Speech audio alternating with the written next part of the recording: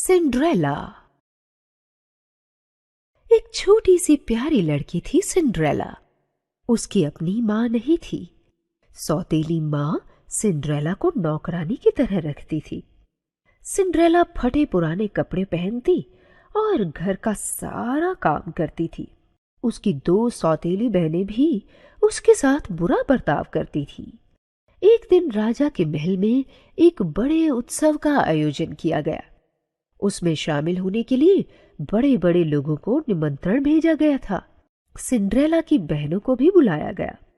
वे दिन रात उत्सव के बारे में बातें किया करती थी कि कैसे सजेंगी, कैसे कपड़े पहनेंगी, क्या क्या तैयारियां करेंगी। सिंड्रेला का भी मन उत्सव में जाने का था, लेकिन उसके पास नए कपड़े नहीं थे। वह अपनी बहनों की बातें सुनकर चुपचाप रोती रहती थी। सिंड्रेला को छोड़कर पूरा परिवार उत्सव में जाने के लिए तैयार हो गया। फिर सभी लोग बग्घी में सवार होकर चले गए। दरवाजे पर खड़ी प्यारी सिंड्रेला बहुत उदास थी। वह अपने आंसू रोक न सकी। उसी समय आकाश से एक परी जा रही थी।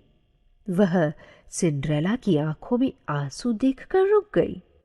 परी ने सिंड्रेला के पास आकर कहा, रो मत बेटी, क्या तुम उत्सव में जाना चाहते हो? हाँ, सिंड्रेला ने कहा। परी बोली, मैं तुम्हारी मदद करूंगी।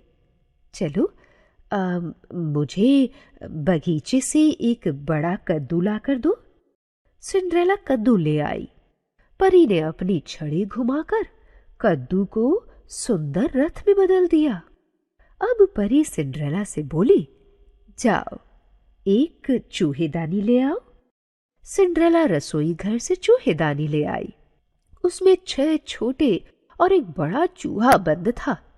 परी ने छड़ी से छोटे चूहों को सफेद घोड़ों और बड़े चूहे को सारथी बना दिया।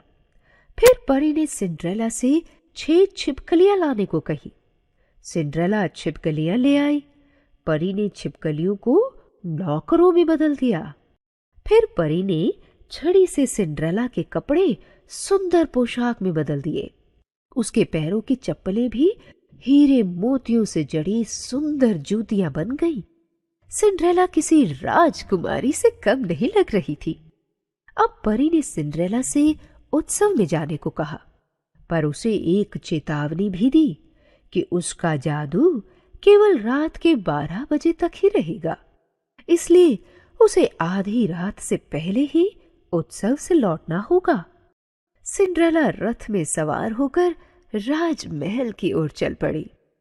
जब सिंड्रेला महल के दरवाजे पर रथ से उतरी तो खुद राजकुमार ने उसका स्वागत किया।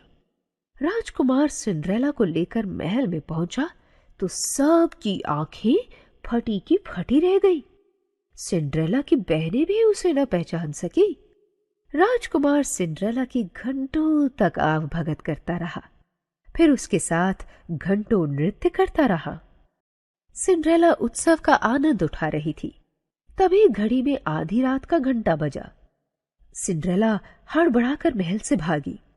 हड़बड़ाहट में उसकी एक जूती महल के दरवाजे पर छूट गई।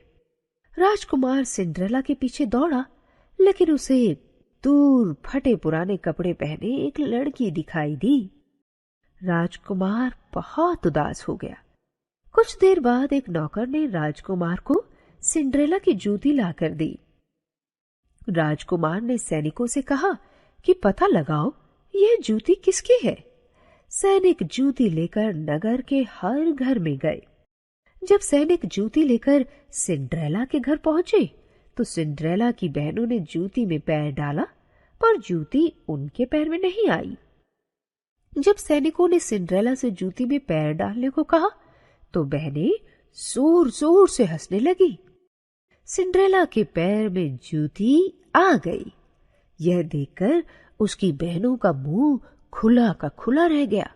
जब सिंड्रेला दूसरी जूती निकाल लाई तो सबको भरोसा हो गया कि सिंड्रेला ही वह लड़की है जो महल में राजकुमार के साथ थी। सिंड्रेला को महल ले जाया गया। राजकुमार ने उससे विवाह कर लिया। इस तरह सिंड्रेला नौकरानी से राजकुमारी बन गई।